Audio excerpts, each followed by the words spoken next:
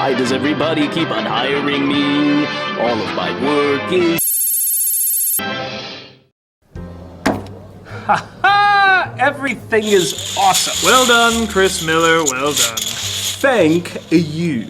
But he's not the only one we should congratulate. Our own Jennifer Lee has gotten a job writing and directing at Disney.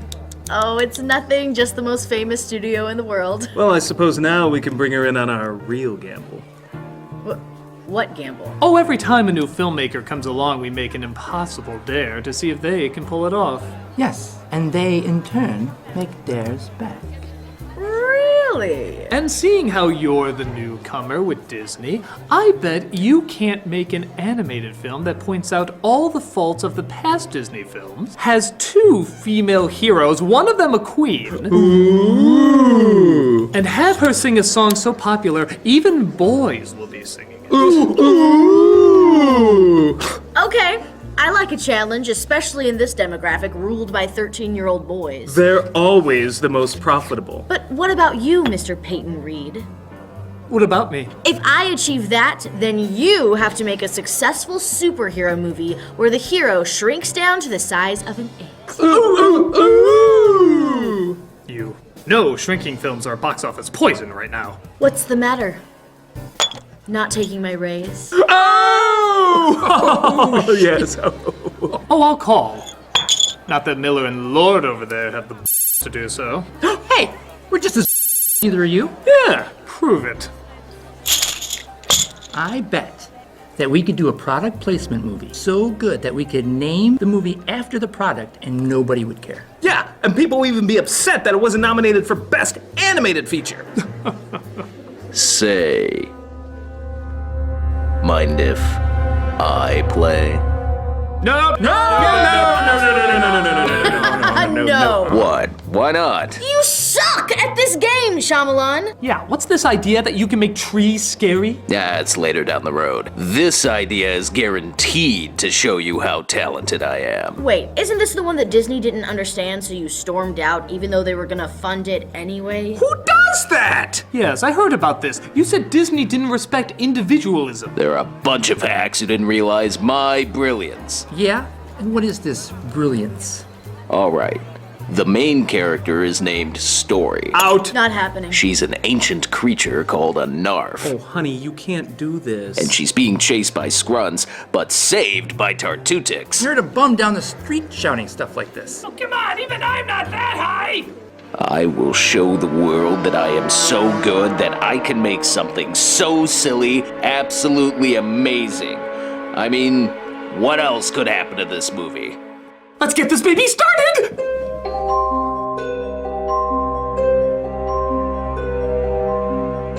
What made people see The Happening as Shyamalan's funniest so bad it's good film, I challenged them with the absolute mad ravings of Lady in the Water. Sure, it's slower and doesn't have quite as many silly performances, but the story is so insane, so ego-stroking, so freaking bizarre that if a well-known filmmaker's name wasn't attached to it, you'd swear it was written on the walls of a mental institution. There's so much to talk about, so let's not waste any time. Let's end Shyamalan month with my favorite bad movie of his, Lady in the Water. It starts off with the backstory of this seemingly simple fable. Once, man and those in the water were linked. They inspired us. Man listened, and it became real. But man does not listen very well. You just said they did. Man's need to own everything led him deeper into land. The world of man became more violent. War upon war played out, as there were no guides to listen to. Well, if they're so good at guiding people, how did they let this happen to begin with? A handful of their precious young ones have been sent. There are laws that are meant to keep the young ones safe, but they are sent at great risk to their lives. But wait, if there's laws to keep them safe, then why would they be a great risk? Sometimes men take matters into their own hands. That's not what you said, movie represented now by Jack Nicholson performance. You said they were safe, but now they're at great risk. So they shouldn't be in any danger, should they, movie? You snotty little...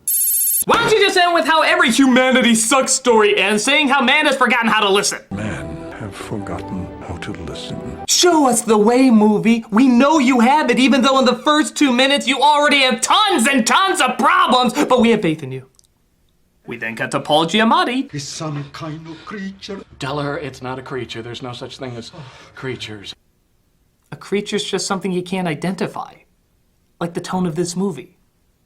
A new tenant seems to be staying at the Cove, an apartment complex Giamatti works at, and he's a movie critic named Mr. Farber. Now, Mr. Farber, this is Youngsoon Choi. She lives with her mother in 8A. She's a student at the university. Hey, if Shyamalan would be nice enough, maybe he'll cut to a shot that actually shows her face.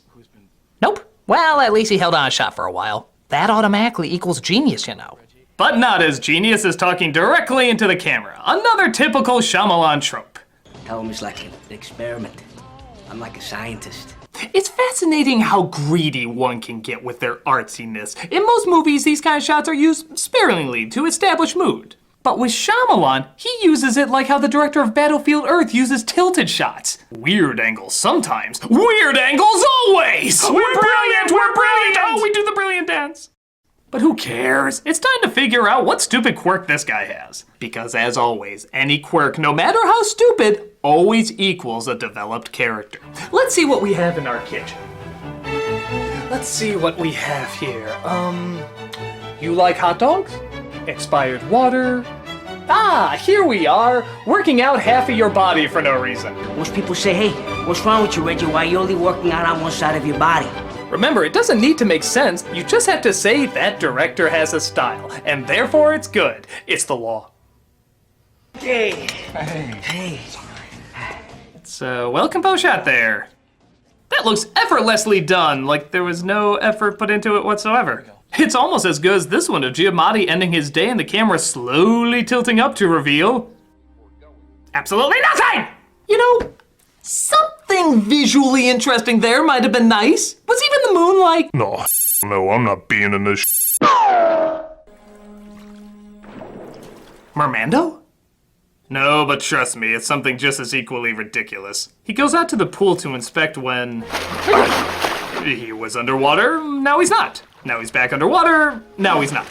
Now he's out of the water, he slips, he goes back into the water, tries to get out, says nah, and he's suddenly in his room. Well, that was as easy to follow as a moth in a snowstorm. There does, however, seem to be a wet, naked woman in his room. Oh, not this again. Or at least this one's alive. Where are you from? Do you feel an awakening? Is that like a happening? Why don't you just replace all your dialogue with, do you feel an ing? I don't even know your name. My name is Story. Oh yes, you heard that correctly. It's that kind of movie. I have 2 siblings, an older sister named Long Story and a younger sister named Short Story. I have a very honest mother we named True Story, an aging father named Old Story, a dead grandfather named Ghost Story, and for some reason all of them remind me of my 2 pets, and Bull Story. What I'm trying to say is, that name is stupid. So he gives her a shirt, turning her into a cover story, and sleeps the night away holding her in his arms. Because this really wasn't creepy enough yet. Tell me who in the world are you anyway? Didn't catch that? Yeah, you did. The name of her species is Narf. And not only that, they say this word all the time like it's a totally common name. If a narf... 1,000 narfs. The narf has come. The Madam Narf. Narf? A narf. What was Blaff already taken or Plonk? Look out! We have to save the Nyanyanyas! They're on the run for the Kerblockity blocks! He tries to carry her outside, but sees a wolf waiting in the distance. I serve the nothing, which apparently this film has an abundance of. What? What's going on? What? Pull! Ah! Oh my God! How can you not burst out into laughter watching that scene? What can you even say about it? It looks like he's carrying an anorexic Julia Roberts to their honeymoon suite while she wants the pool to pull her finger just before a steroid chia pet eats them alive. What is this? What is this? So he decides to ask someone who would obviously know all about mythical creatures. Rufio! Could you look up the word narf for me? I'm sure you've come across them from your adventures in Neverland. It's an Eastern bedtime story, Mr. Heap.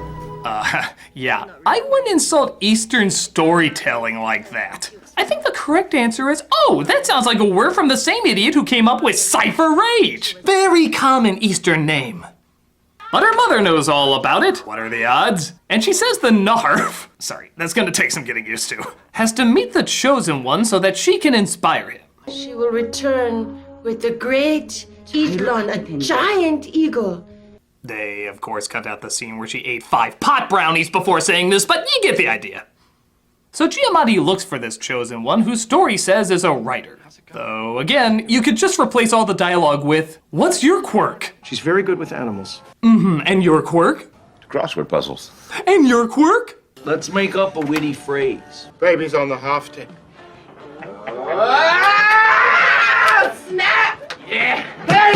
Jesus, you can't even do stoners right. That's not how a stoner screams. That's one of the Rice Krispie elves watching another one die.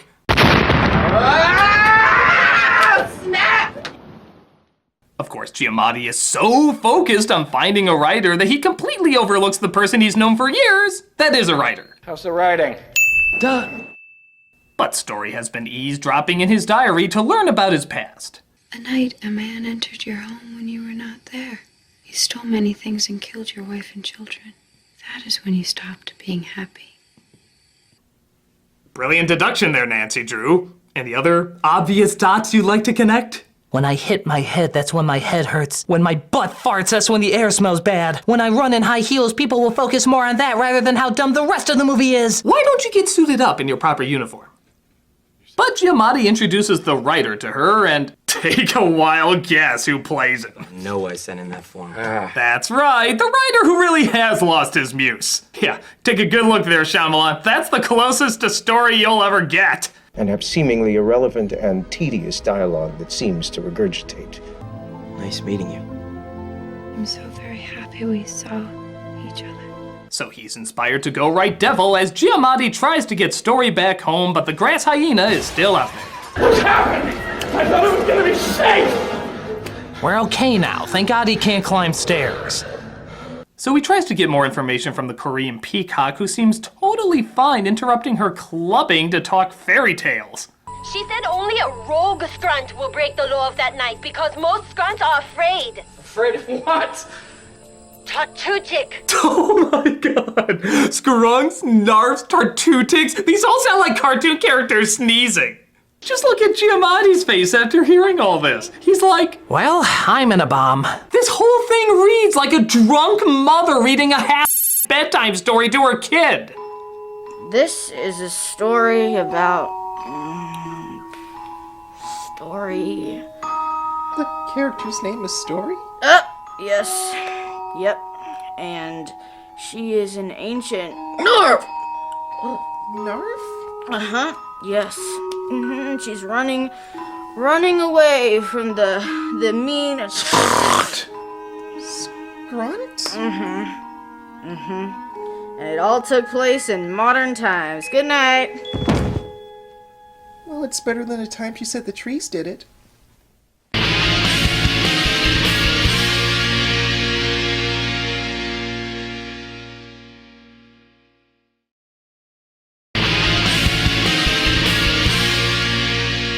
So, fearing this story is sounding 100% like cravings, Korean Britney Spears brings back the dramatic tone. Just try to listen to this with any hint of seriousness. 1,000 Nofs is about a rare Nof who comes once in a generation of a Nof, who is called the Madam Nof. A scrunt will do anything to kill a Madam Nof, even forget his fears of the Tartutic. But it is the Madam Nof herself. Will she know that she's a Madam Narf?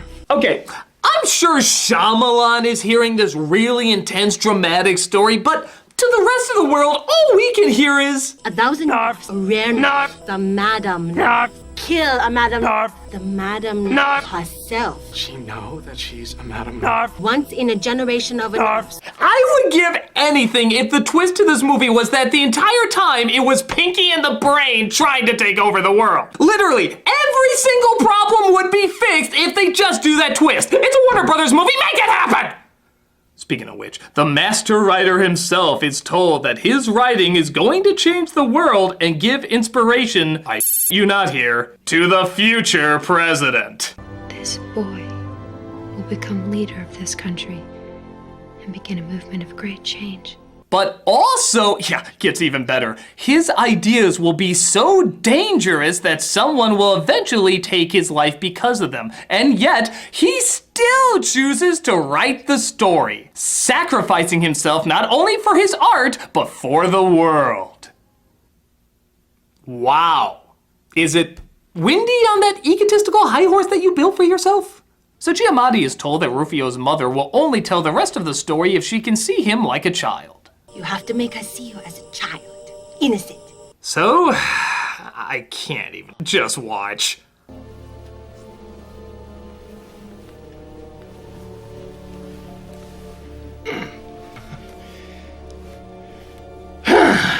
Tell her it's a beautiful story. Are there any parts that might be good to hear? Okay, so let's say this represents the world of sanity, and this represents the edge of sanity, and this represents the world of insanity. You would be on Mars, you are so friggin' gone! Because we have no idea where the hell you are to come up with a scene this bonkers! I mean, what the going on? Is this what you do with all your Oscar-nominated actors? Make them look like they're sideways while peeing like a dog? That's not acting like a child, that's acting like 3 lobotomies were given to you in maple syrup! What are you? So the NARF can't say anything about her world for reasons, but that's okay because she touches her ear to answer yes or no questions, as that doesn't count for reasons. So there's a symbolist, a guardian, a healer, and a guild he's supposed to find in order to help her. And before you say anything, yes, this simple bedtime story is as complicated as a friggin' D&D game. Do you know who the symbolist or interpreter is? I don't know. Let's roll the dice to find out. So he goes to the crossword guy and his increasingly strange son. This picture on this cereal box is supposed to make you feel happy. I feel sad like that time you forgot to pick me up at school. Are we in Wonderland? He finds the others as well and takes them to a naked cut-up lady he's keeping in his shower. This raises no concerns. Interpreter will tell us what to do. 9 letters across is the word essential. I thought that was weird. Really? That's weird? You're using a crossword puzzle to predict the future in front of a naked woman who's been kidnapped by the sideways guy? And that's friggin' weird! Who does that? The funny thing is, even by bedtime story standards, there's practically no action in any of this. I mean, did Shyamalan actually read this to his kids every night? And then they sat around the shower for a bit doing crosswords as Mr. Heap toured the apartments for a 5th time to talk to even more people. Daddy, can you read us Snow White? Oh, kids, that story doesn't have nearly enough references to another story to make it interesting. This is a bedtime story for a new generation. But it's boring. We can barely stay awake. That means it's working. So he apparently can see the scrunt by walking backwards and looking in a mirror. Why? Because it's less complicated than doing jumping jacks and looking through a Fruit Loop. Just get used to nothing being explained. The scrunt scares him away, but to be fair, you were asking Paul Giamatti to protect you. What'd you think was gonna happen? In fact, you saved him the first time! You really thought this was the guy who was gonna be on top of things? There is no originality left in the world, Mr. Heap. So they work on a new strategy. Scrunt will hide unless he cannot hide in his environment. Doesn't that go without saying? He'll hide unless he can't hide? So they decide to throw a party to distract the scrunt. Yeah, always good to throw other people's lives in there. As we're realizing getting closer and closer to the end that this really shouldn't have been called Lady in the Water. She barely does a friggin' thing. What they should have called it is whispering, because that's all anybody does. It is not you. Sorry. I can hear myself finding your purpose. It is not time. You haven't written anything yet. And west of this land will grow up in a home. Turn it up! Turn it up! So they wait for the eagle to come and get her, as apparently nobody in the party would notice that. But hey, if they don't notice a grass dog attacking a woman and dragging her into the woods, I guess they wouldn't notice that either. Oh, by the way, a grass dog attacks her and drags her into the woods. Oh no, this is terrible! What should we do? More crosswords! No, I don't know. But big shock, they start to ask, what if this is all a little crazy? Why are you so certain that I am the interpreter and they are the guild? I asked someone. What kind of person would be so arrogant to presume to know the intention of another human being who has put this young girl's life in jeopardy? What heartless demon who gives points of view on art has doomed mankind for all eternity? The Critic! Boo! Boo! If only he praised Shyamalan, I mean any random writers of their genius. But no, he had to point out the faults of movies like Signs, I mean any random story. This is all so obviously about Shyamalan, I mean Shyamalan, I mean Shyamalan, I mean you!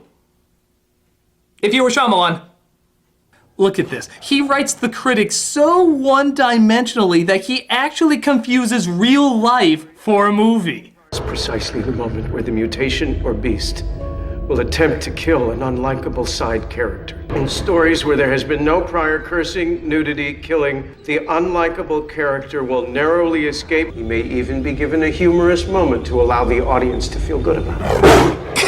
I'm sorry. This is really hard. It's really hard for me to get through this. Because that's all they are. That's all critics are. It's literally just, my life is a movie. Everything is connected to movie. I am robot. I judge and hate everything. There is no personal vendetta going on at all. It is about you, the personal artist at home. It is not about one individual person who probably is in this film somewhere. I mean, I can't see him at all. It's just too subtle, but maybe he's in the movie. I'm sorry. This is so unprofessional. I should stay serious. That won't happen again. I'll just get out a little bit more. Okay. Won't happen again. I promise. So, after that stellar satire of criticism, really SNL worthy, they start to wonder if anyone else could possibly be the interpreter. The hands of the guild will be needed plus 2 others. It is a ceremony of 7 sisters. Sisters? The guild is women? You will need a man who has no secrets, and one whose opinion is highly respected as witnesses. Touched together with their hearts as one, to bring strength to the moment. Nice, Joey. You will need a man who has no secrets, and one whose opinion is highly respected as witnesses.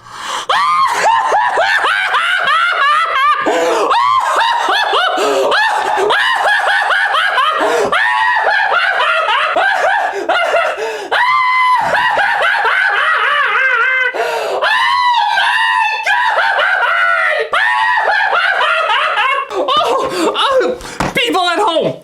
You are not stoned, you are not high, you are seeing this correctly. A little boy with incredible detail is predicting the future of an ancient civilization by staring at cereal boxes. Cereal boxes! Oh my god, I'm crying! I'm actually crying! This is so funny! What is he going to see? The cookie crook will go cuckoo for Cocoa Puffs when Captain Crunch's neck goes snack, crackle, and pop, and it'll be great? Were the fortune cookies too hard to understand? I can't breathe! All must hurry. This will all be over in moments. Now, onto the spice rack, where I will predict the second coming of Jesus! Oh my god! I read it wrong. I thought it said she will lead a ceremony of 7 sisters to bring strength to the moment. But it really just said Cinnamon Toast Crunch. It turns out Giamatti has to be the healer because, well, symbolically it ties to his family, and that dead horse is so kicked you can see the Nike symbol indented into it. It of course brings her back to life as the big Shyamalan twist is finally revealed. Oh my god. Reggie, just keep looking in his eyes! Oh my god, it takes place at the Cove! Wait, I already knew that. Why'd you cut to that? What's the twist? He's the Guardian. Reggie's the Guardian? Wow, I didn't know Cliff Notes could serve as twist now. I mean, ooh, you really got me, I have to look at the movie a whole different way now. And then apparently, these things come out. I am Groot. The Eagles are coming! The Eagles are coming! And no kidding, that's the ending. Yeah, the eagle picks her up, and it just stops. Even Giamatti has a look on his face like, That's it? Are you kidding me? My 2-minute cameo in Downton Abbey was worth more of my time than this.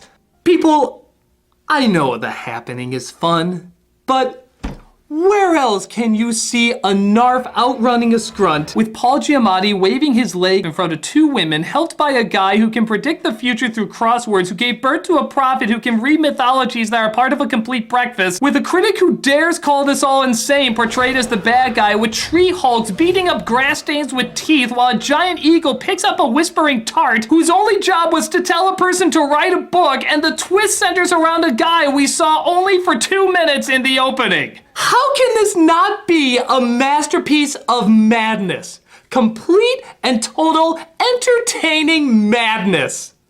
So, to show my appreciation for this incredible experience, I am finally gonna give Shyamalan exactly what he wants. You summoned? Sit down, Shyamalan. All right.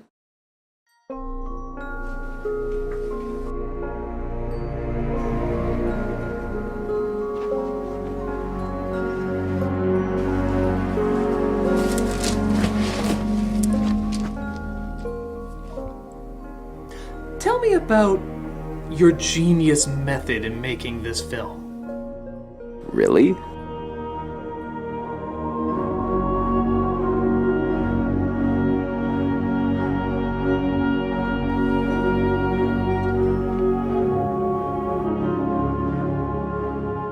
Well, I was trying to get across how creative artists are always kept down by cynicism. Ah, so the woman's story actually represents the artist's story. Yeah, I never knew if I made that clear enough. And am I correct in thinking that the character of the critic is a subtle jab to people who don't understand your work? Exactly. You don't think that came off too strong, do you? Of course not. I thought it was downplayed, actually. So I wanted to get across that all the people in the world who criticize, they're the real death of dreams. And how did you come up with those incredible names? It sounds like it came from a language that's existed for years. That was my intention! You see, I'm a big fan of creating other worlds, and other worlds have different sounding names, so I said to myself, what sounds weird and otherworldly? A narf. You just hear that word and immediately you think a beautiful